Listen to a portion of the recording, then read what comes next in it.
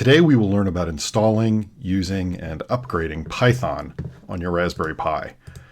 Now, Python comes installed with your Pi. You can test this by typing Python 3 at the command prompt, and there you are now inside the Python environment. We leave like that, and we're back into the shell. Now, if for some reason you do not have Python installed, we're going to walk today through how you install it and how you upgrade it. They're basically the same process. Unfortunately, it's rather complicated, so follow along, take your time, be careful. Now, before you do anything significant with your Pi, you should always be sure to update it. So that's what we're going to do now with sudo apt-get update. This will update the packages and all the systems. That happened very quickly. Great. Now we're going to install some additional packages that we need, which will help us be sure that we properly install Python.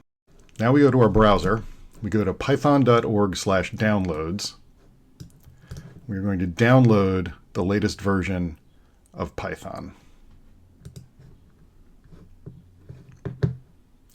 That's done. That's been downloaded. And now we will go ahead and switch to our downloads folder with the command cd:/downloads.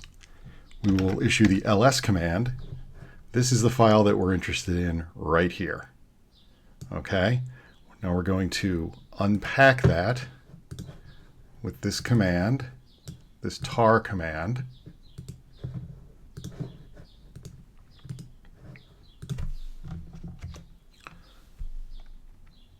Now that's unpacked. Now we will go to that directory, that new directory that was just created when we unpacked everything. We will issue this configure command to begin the process of installing. Now we issue the make command.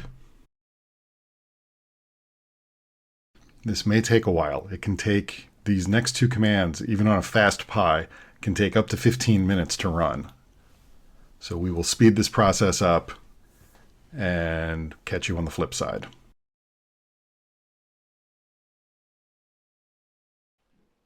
At this point, we issue the sudo make alt install command.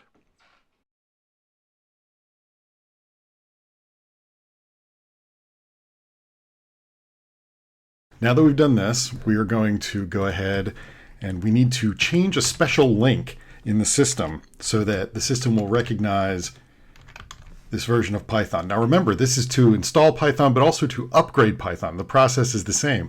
You want to make sure that if there's an older version of Python that you're upgrading, that you go ahead and switch out the new version. So we switch to our user bin.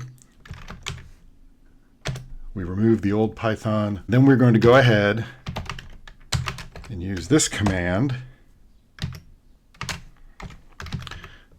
to tell Python, to tell the system where it should look for this newest version of Python.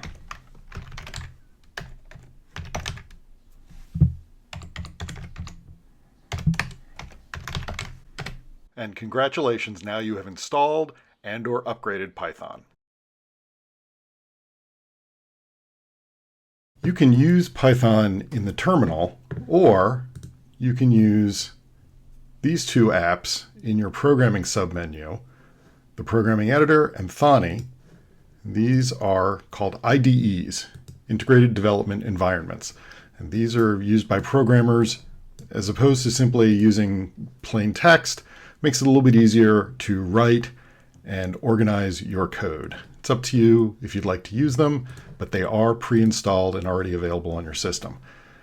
And if you'd like to see the sorts of things you can do in Python, we have a little script we've written.